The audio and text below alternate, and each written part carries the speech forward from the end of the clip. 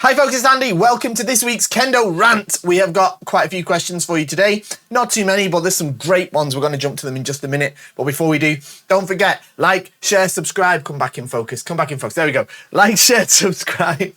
Help me get a camera that can focus itself.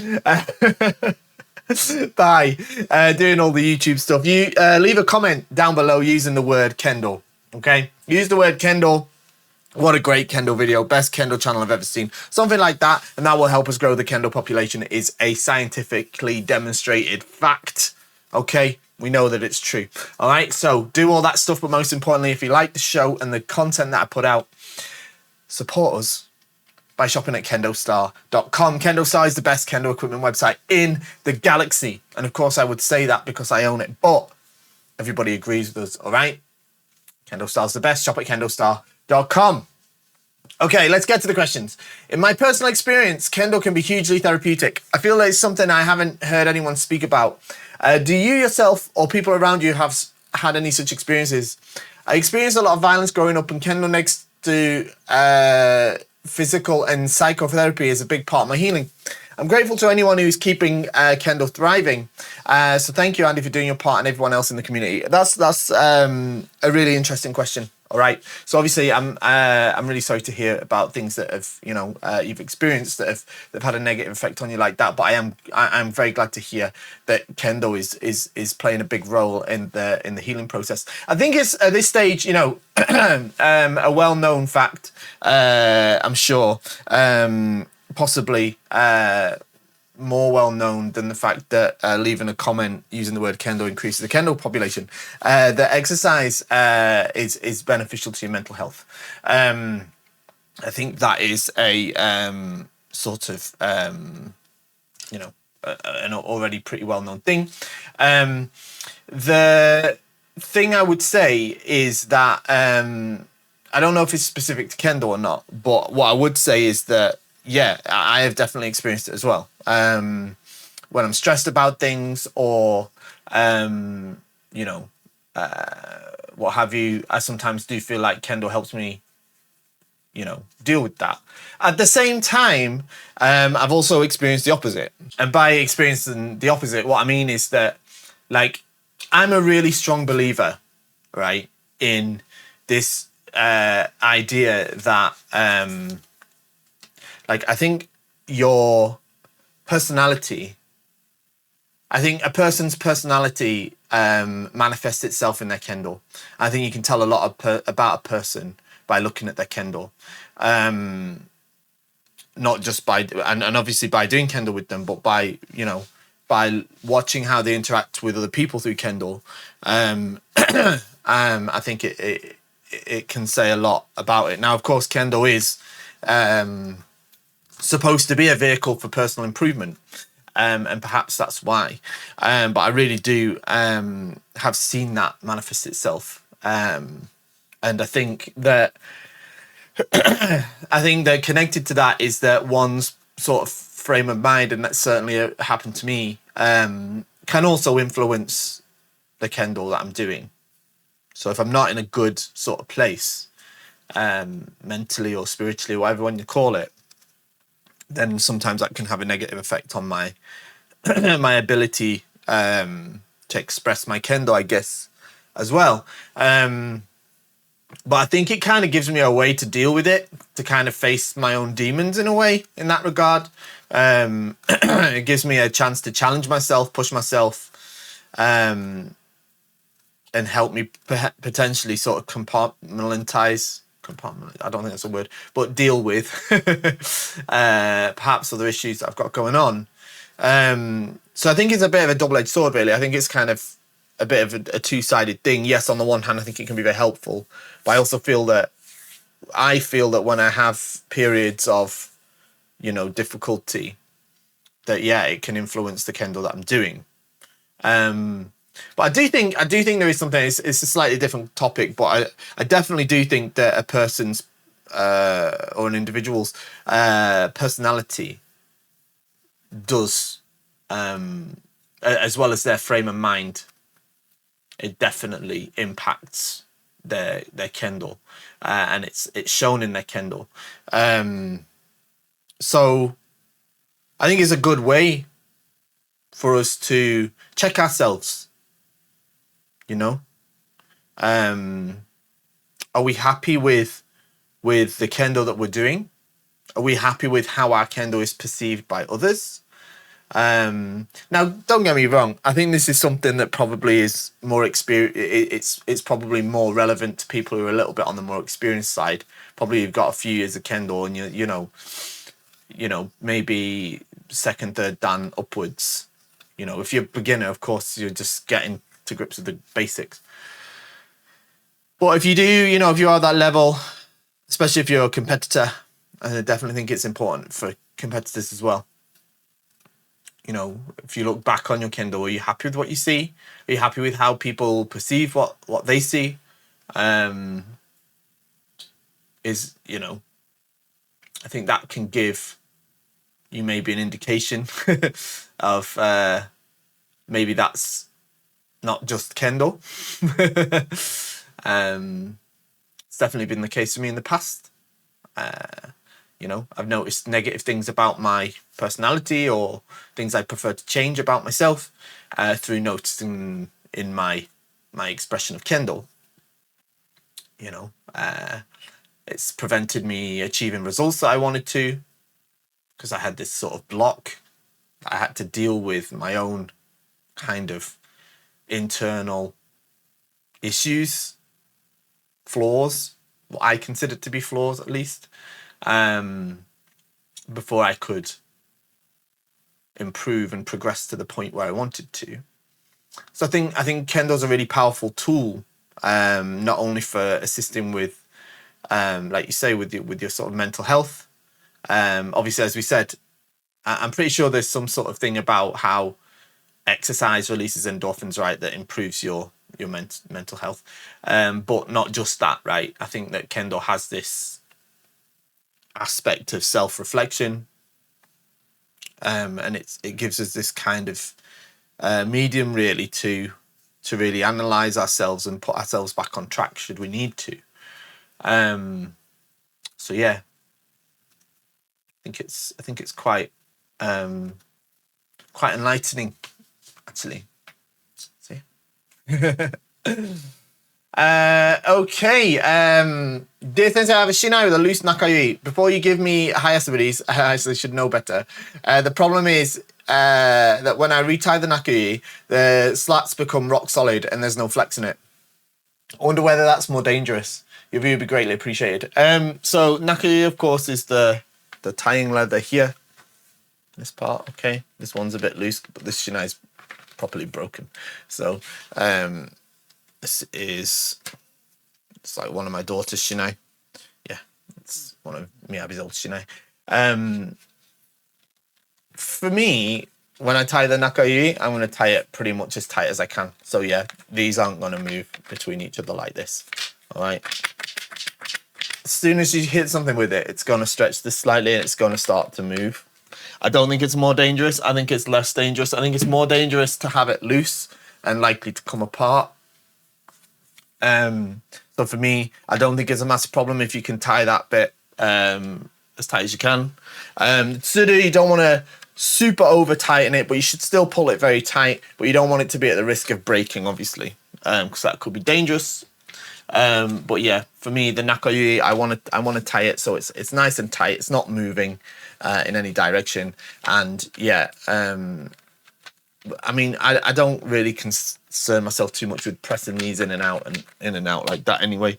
But yeah, I don't think so. I would tie it as hard as you can, as tight as you can, I should say. Hi Sensei, I can't remember if this is an urban legend or not. The way you tuck your Hakama himo after you tie it in the front. I was under the impression that some sensei say you must tuck the himo from above for various reasons, such as making the V of victory, or whatever else. I've also heard something like if you tuck the himo from below, it's somehow lowbrow or easier to fall out.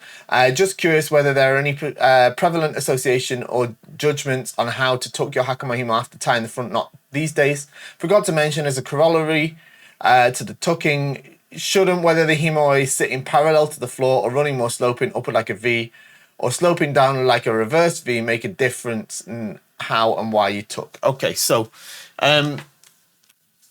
we look at the official documents on this. All right, this is it's the Japanese version I just showed, but this is the English version here, the official guide for Kendo instruction.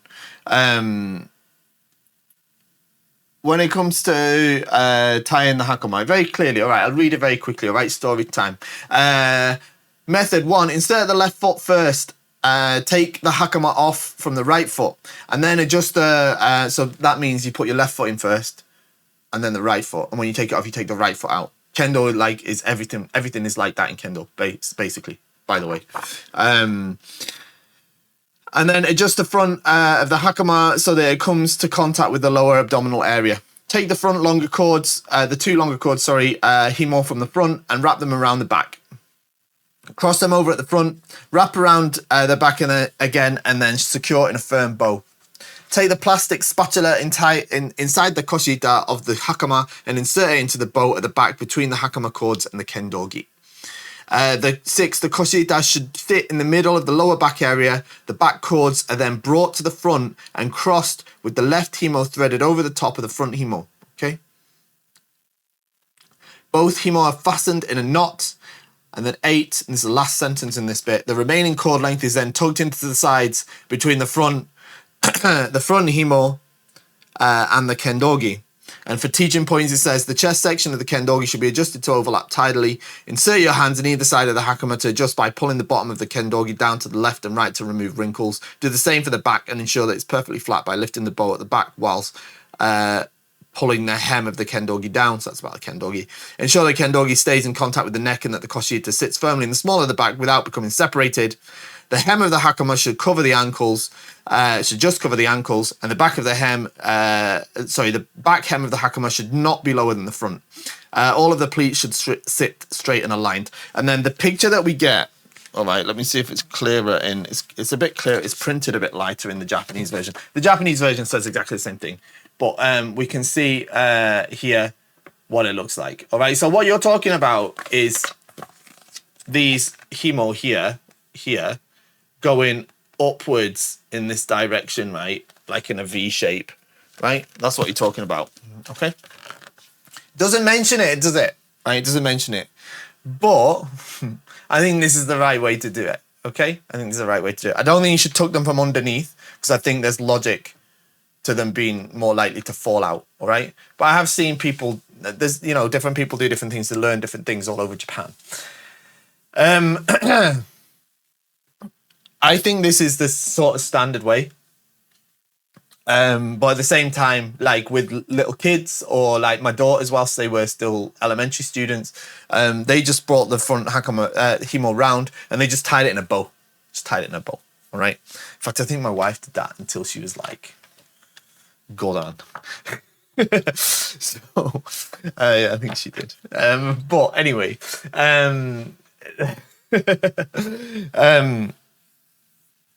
I think the reasoning is unlikely to be that it's to make the V a victory. And the reason I think that is because V is from English. So I doubt it. All right? I doubt it. It's a nice idea, but I doubt that's any original reason. But I don't see a problem attaching that meaning to it. But I think the idea of V coming from the word victory, which they're both coming from the English language point of view, rather than the Japanese point of view. I doubt that's a particularly traditional application, shall we say. Does that make sense? All right. But for me, I mean, there's no massively standardized method outside of what's detailed there and in the videos that the All Japan Kendo Federation put out. All right. But that's the way I do it. All right. Tie it in a knot, then bring them up, because when you tie the back himo, you're supposed to tie it a little bit lower than the top of the Hakama anyway, so it kind of comes down in a slope. It's the kind of traditional way to do it. Rather than so the knot would sit slightly down rather than at the top. Is generally supposed to be the way you do it, but and then I'd follow the line of that with the front ones. Hope that answers the question. It says, what's your Kendo rant a few months ago on how to properly tie your men himo, and now I'm having trouble getting the Fujiyama shape where the mendare lay slightly forward towards the opponent rather than flat against the shoulders. Is there a specific way to mold the men that I'm missing, or is it still mostly about the positioning and the knot? Thank you in advance. So last week I talked about that. I'm going to do Andy's Japanese classes. Okay, so this is often missed. I'm pretty sure this is done quite often. I've never heard in Japanese anybody read it as Fujiyama. So it's correct that the kanji, if I can get it to come up. Come on, turn on the Japanese. This is not the kanji for that Fuji. This is a different one. This one. This is the one for Fuji, as in Mount Fuji. Okay, and then it's followed by Yama. All right. So yes, this is the kanji Fuji and Yama, but generally the way this kanji is read, and it's because it's how Japanese kanji readings work. I'm not going to go into too much detail about that, so I'm not an expert. But rather than Fujiyama, this will be read as Fujisan. Okay, Fujisan. Okay, because san is the other type of reading of Yama. Okay, it's not san as in Mr. Like Tanaka-san. It's Fujisan as in. And the pronunciation is not great. Something I'm working on in a minute, to be fair, in my own personal study. But they call it in Kendo terms, often when we talk about the men shape, they often say Fujisan gata. Okay, Fujisan gata, for the shape of the men to be shaped like this. This kata means the shape. Okay. I think that's the one they use. I've never seen someone write it down. It's potentially possible that it's this one. Actually, looks kind of similar. This is I don't know why we're going into Japanese language, but this is the kata from the Nihon Kendo kata that we do in Kendo, and means shape. It's probably that actually. I don't know. I've never seen someone write it down, and I'm not. If anyone knows, put it in the comments. But as people generally say Fujisan gata for the shape, okay, of the men. Now, to get to your question, last week we talked about it a bit. Okay, so watch last week's Kendo rant, okay, because we talked about that. How to shape it that way, okay? One is tying the knot where you need to tie it. Okay, that's one which needs to be at the behind your eyes, not lower, and that's a bit hard for some of us. If you are Western and like Caucasian like me, we often have quite round heads at the back.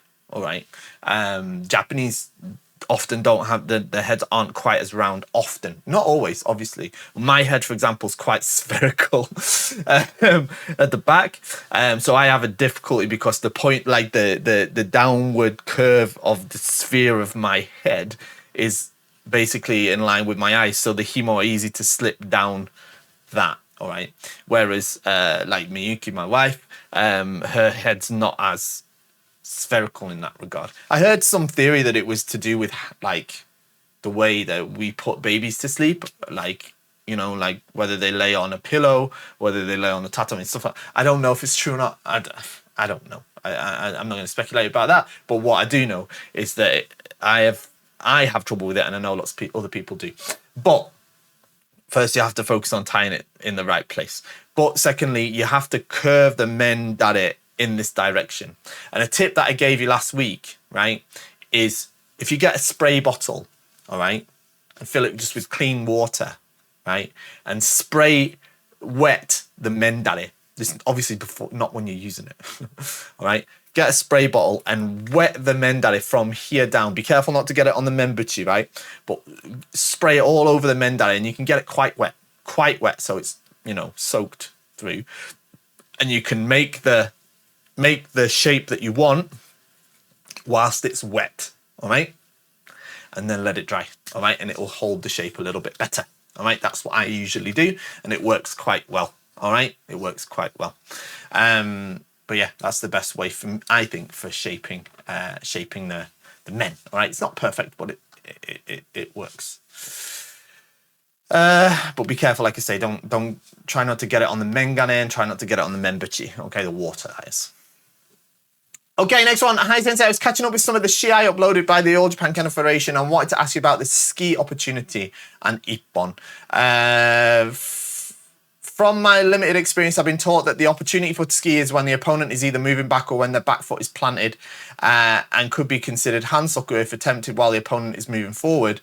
Although I'm not entirely sure about that last point, as it's not explicitly stated in the Shimpan book, I suppose it could be considered as a dangerous act.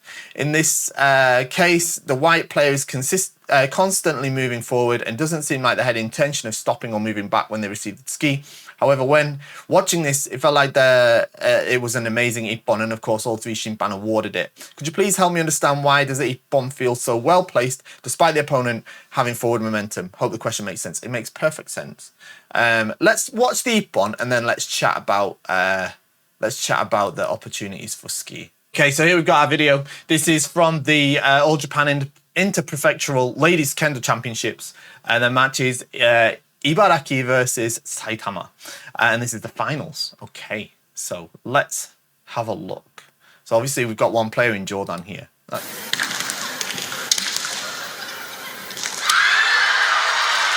Is it from Saitama? Okay, let's have a look. What a brilliant ski.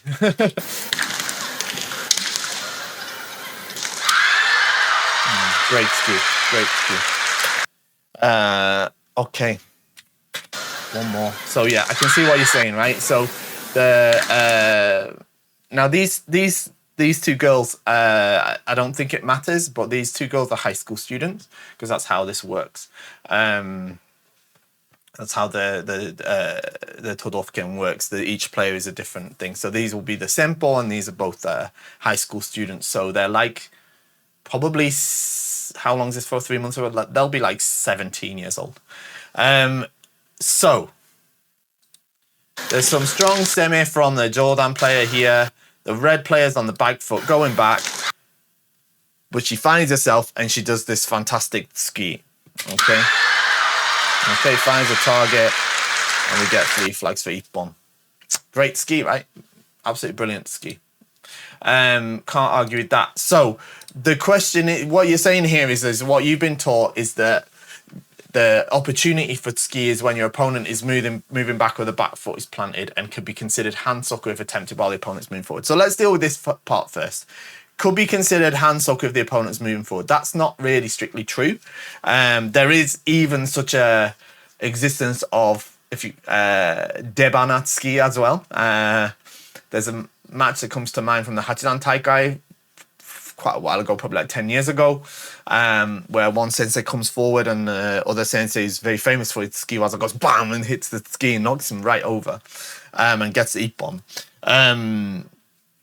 It's not the hansoku in that case, but it could be dangerous unless you've got extremely high skill.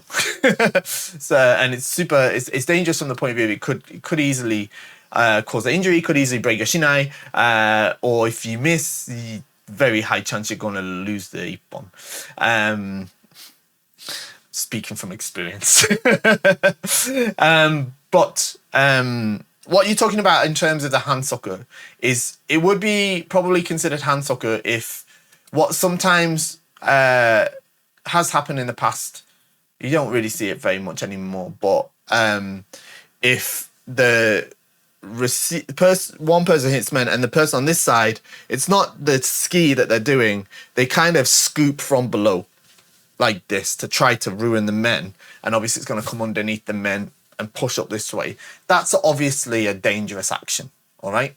And that's more like what mukaezuki could be considered as, rather than like, you know, just holding the kamae or something like that.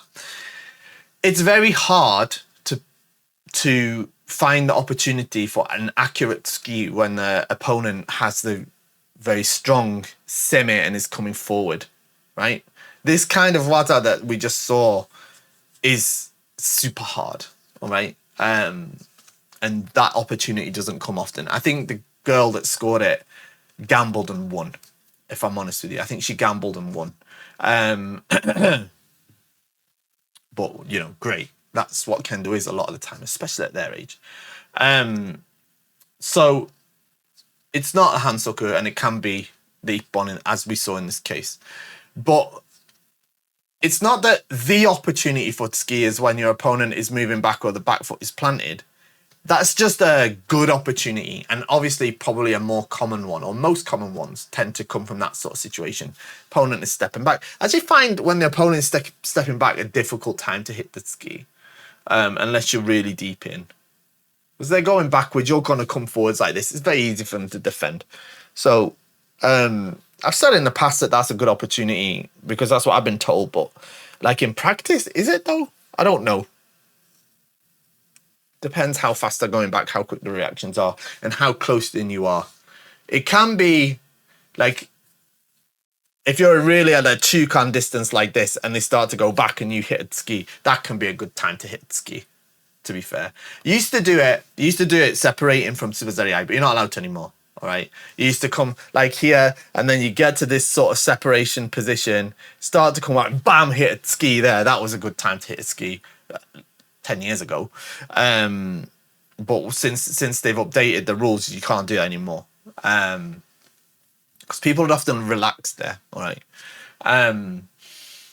Or they'd ease, like what you would do is, especially if the Shinai were crossed on the ura side like this, you'd push a little bit this way and they'd push back. You know, you'd push as if you're going to try to hit men and they'd push back. So you'd whip underneath and hit the tsuki. That was kind of good. But you can't really do that anymore.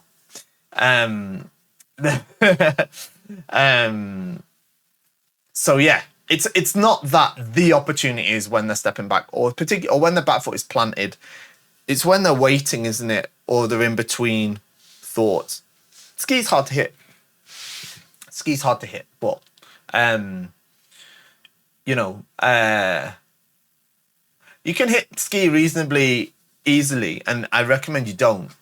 If you practice against, like, if you get a Japanese sensei, especially like a Hachidan sensei or something like that, like, when I was young and stupid and didn't know what I was doing, like, third dan, fourth dan, when I thought I knew the most, I used to do it a lot against the high-level sensei because I didn't know what I was doing.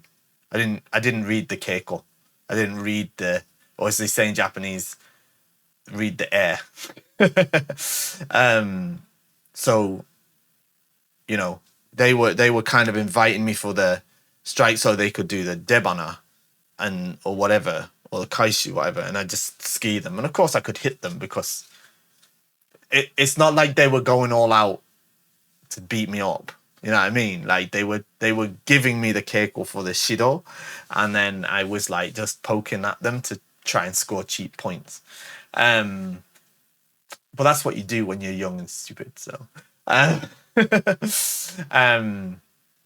yeah. So you're less likely to find that opportunity in the shiai. It's possible though, and often it comes out of a similar situation.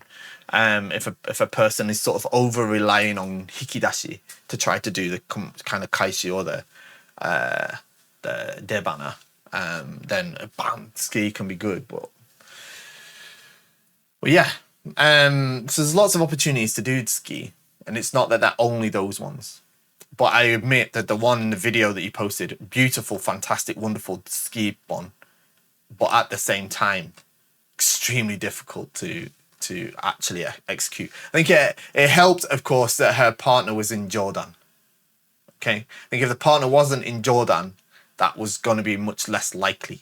Okay, much less likely. Because what the girl's done there is she's come back here and she's let the other girl become overconfident in her semi and take more distance than she needs. All right. So she's actually, by coming back this way, she's allowed this girl, the Jordan girl, to get overconfident and come into her own mai. So she's able to do that ski. So yeah, I think what the Jordan girl was probably planning was that from here, she's doing the same. The girl's running back. She's running back. She's going to run into the corner of the Shiaijo. So there's a good chance there that if she gets into the corner of the Shiaijo, makes her feel really pressured here, she's going to have a good chance to drop down onto a Morote Kote strike. I mean, it's possible she could get the kata de men or whatever. I don't think she's going to do kata de gote. I've not seen many high school Jordan girls do kata de gote, but it's not the first time I've seen that girl doing shiai either, actually. Yeah, but or maybe like a gakudo or something like that. Because she's feeling cornered, it's likely she's going to give up something rather than she's going to put herself at too much risk. So, it's an interesting spin on it there. Enjoyed it. Thanks for sharing it. Hope the question, I hope I answered your question a bit. Last one. Hello, Fish Sensei. I was watching the final of the recent All Japan Corporate Kendo Championship, and I was wondering if you could tell us what you know about the corporate Kendo culture. This is a great question because I do know a little bit about this. I think that an aspect of Kendo in Japan is an aspect of Kendo in Japan we don't hear as much about, or at least not as much as we want to hear about. Not at least as much as we hear about police or famous teachers. Even though there are some fantastic kenshi there really are. I'm aware of some of the strong teams like Panasonic and NTT, but I don't know much else. Are kenshi recruited to these teams? Are the team members genuine employees of these companies, or are they essentially do only kendo and have some token job in the company as formality? How much do they generally practice compared to the elite police kenshi? If a non-Japanese person were to find themselves employed in Japan by one of these companies, would they be able to join the company keiko, or are the elite teams more closed? Overall, I was just curious about the elite corporate teams since I know virtually nothing about them. So thank you for sharing any information you may have. This is a great question. What you're asking about here is what in Japan is called the Jitsugyodan. Okay, Jitsugyodan. And it's the company sports team. And it's not unique to Kendo, all right? Most companies have a company's sports teams. That's not correct. I meant to say lots of companies have company sports teams for lots of different sports. It's not just Kendo, all right? It's not that most companies have them. Probably most companies don't, all right? But bigger companies tend to, or can do. All right, and they'll have a Jitsugyodan, and it could be Kendo, it could be Judo, it could be athletics, it could be table tennis, it could be anything. I don't hear much about team sports in Jitsugyodan, but I don't know about Jitsugyodan outside of Kendo very much. All right, I had a friend who was he was part of his company's judo Jitsugyodan when he was younger, and I do know that there's like wrestling as well is quite big in like there's been Olympic athletes for Japan that compete in wrestling that were very famous, and they worked for security companies. So the interesting thing is, all right, so there's quite a lot to talk about here, but basically there's lots of sort of career how can I say, like Kendo related careers, shall we say? All right. So we all know about the police. All right. We talk about the police. The police have their tokuren, who are generally part of what is called the kidotai, but it depends on the the prefecture, the particularly prefectural police.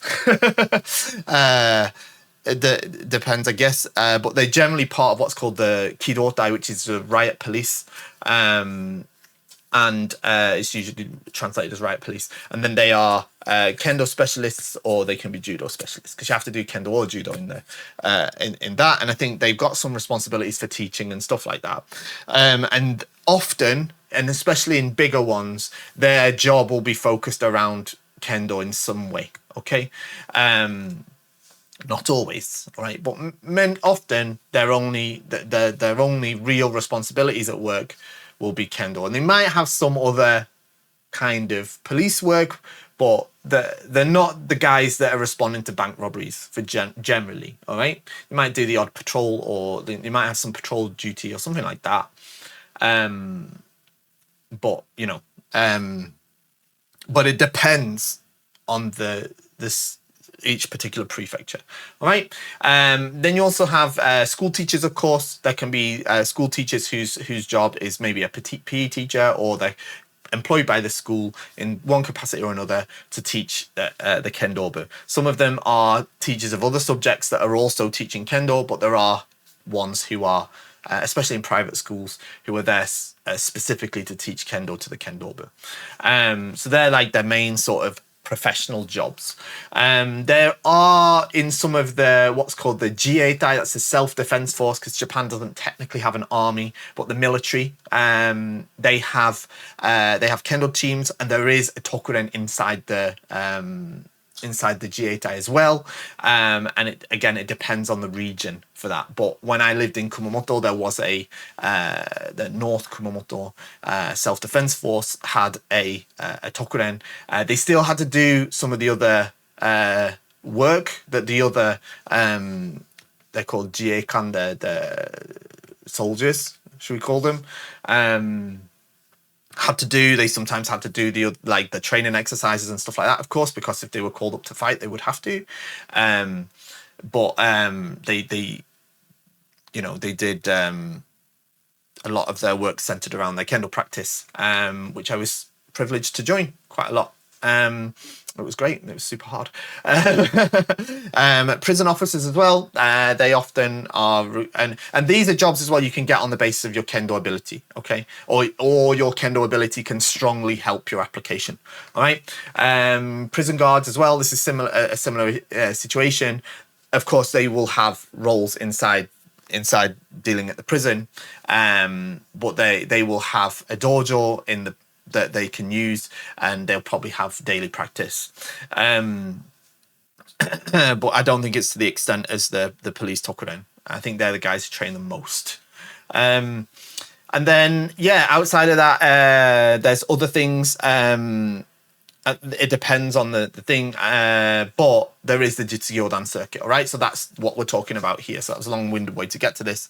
Whereas there are some companies that are very invested in their Jitsu-Gyodan. And the idea of the Jitsu-Gyodan, or the company sports team, is that by achieving sort of sporting accolades or success in not kendo, sorry, sporting, or attaining sporting achievement, it can act as some method of, I'm hesitant to say advertising, but potentially advertising, marketing, and raise, brand awareness is probably a better word, for their company. All right. So if Panasonic, as you mentioned, a very famous worldwide international company that's Japanese, and they have they put a lot of energy, shall we say, into having a strong company Kendo team. If their players participate in the All Japan Championships for Kendo, of course, and they do, then that can help brand awareness, all right?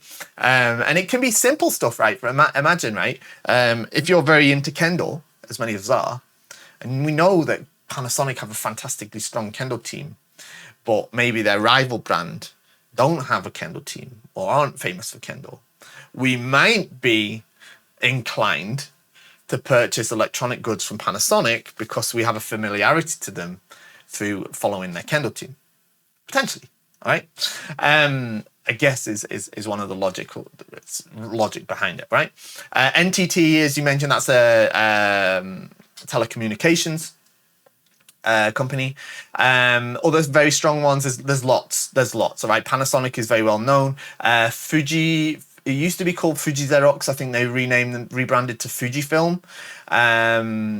Very famous. I think Sony has a Jitsu-Gyodan. there's some like Japanese companies, and it's interesting because a lot of it is centered around Tokyo, because a lot of the big companies are there. But it depends, you know. Like I think Panasonic, their Jitsugyōnan is in Osaka actually.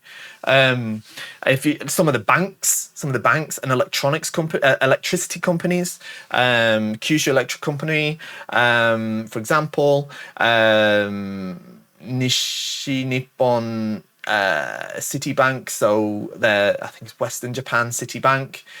They've got a really strong Jitsugyōdan. I've been trained there a few times. And often it can be that like somebody high up in the company is a Kendo person.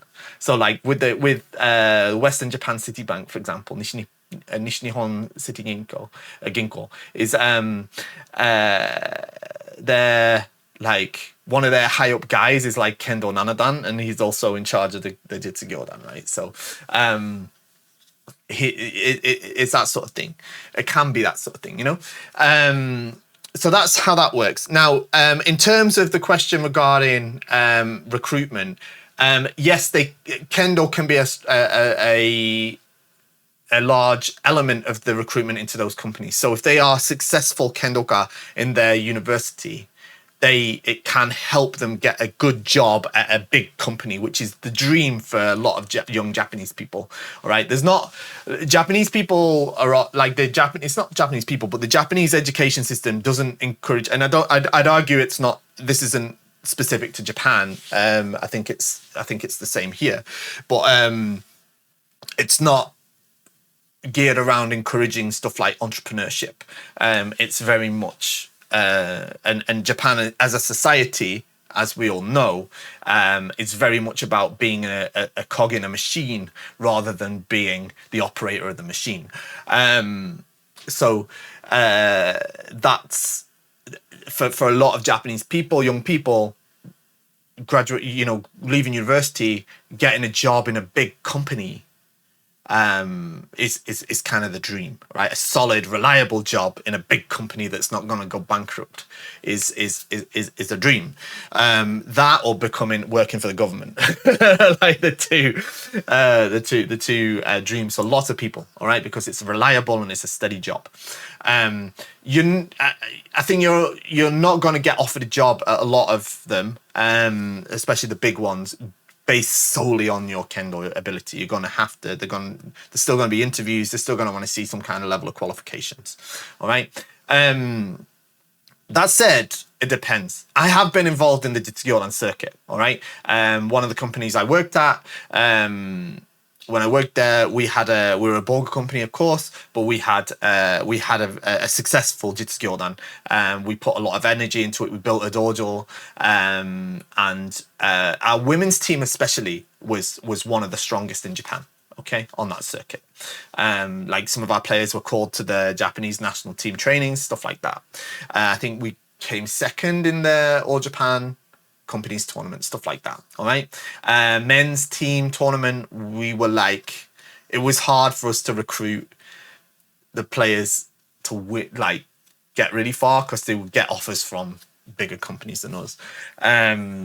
But we still got a pretty good team. I think we were able to get through sort of the maybe third or fourth round of the Jitsugyōdan Taikai for the men.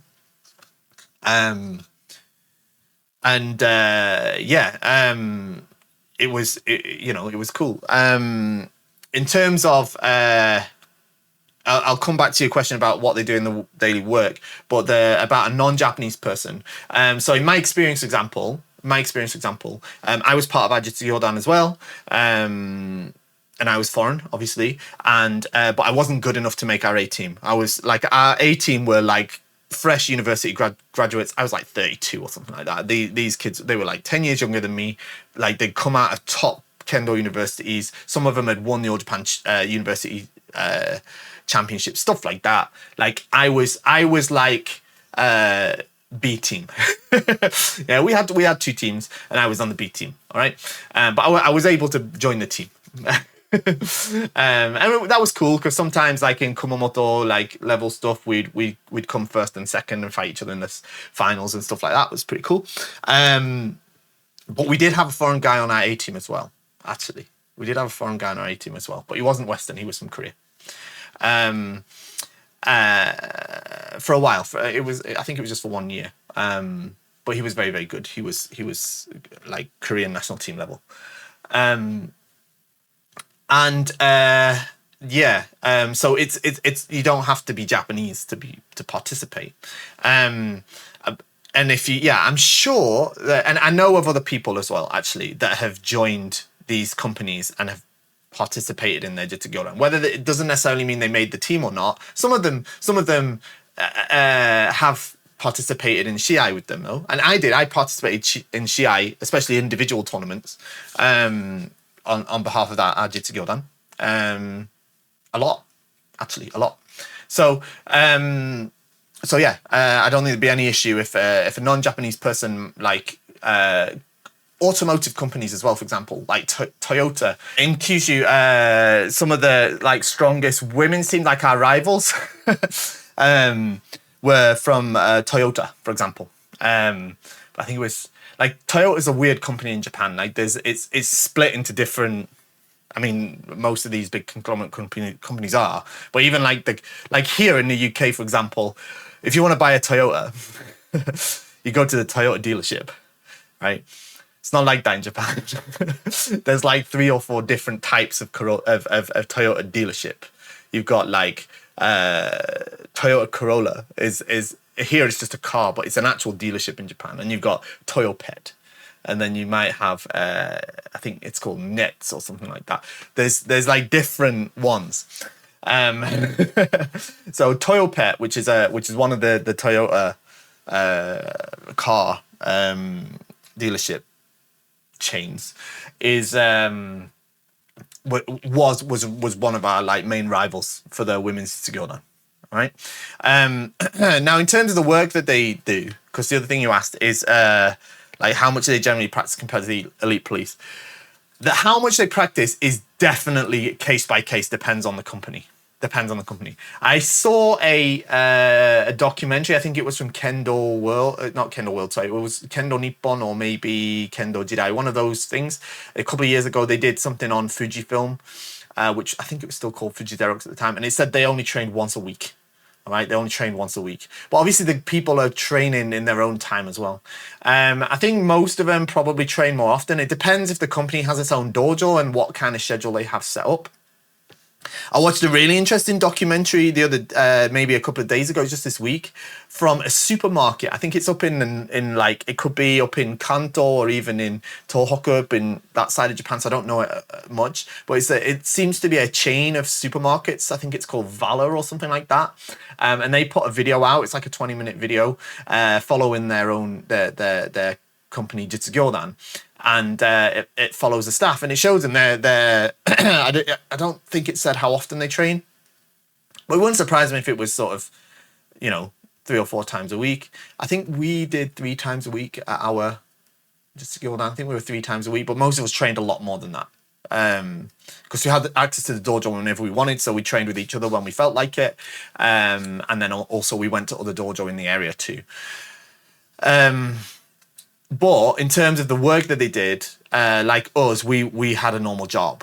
Like it was in addition to our normal job, and so did everybody else. There was no one there that's only job was doing Kendo.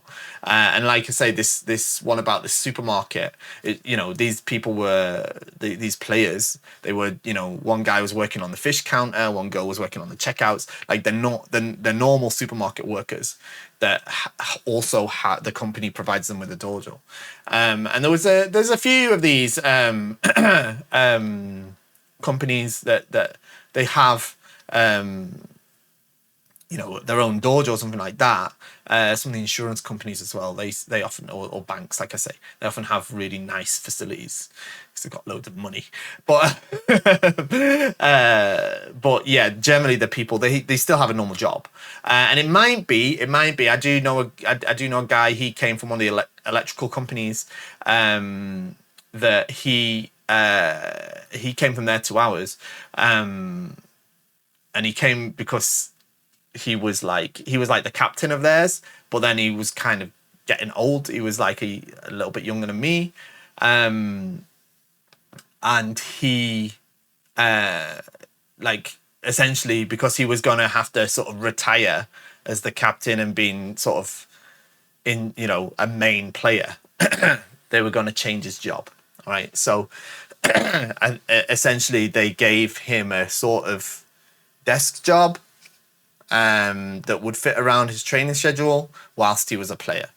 All right. So there was there was that, but it depends on the company. That depends on the company.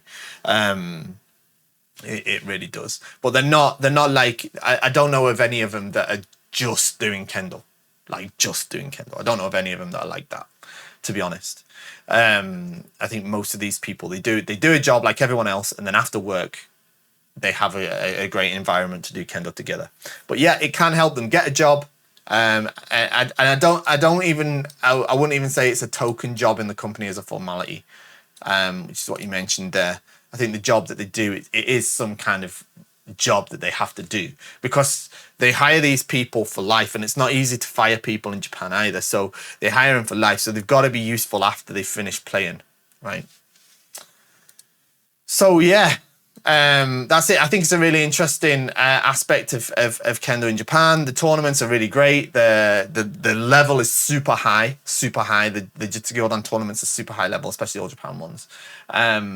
And they're really exciting matches as well. They're really exciting because the guys are young and they're really, And then there's different categories as well. I think they do the men's Jitsu-Gyodan tournament on one day. I think the women's Jitsu-Gyodan, they have that, and then they have a seniors as well, which I think is for over 40s or something like that. I'm not sure, but I think it's individuals. It's not teams. So yeah, there we go. That's about it. And there we go. We're at the end of the show. Thank you very much for joining me today. Don't forget to like, share, subscribe, shop at KendoStar, and see you next time. Bye-bye.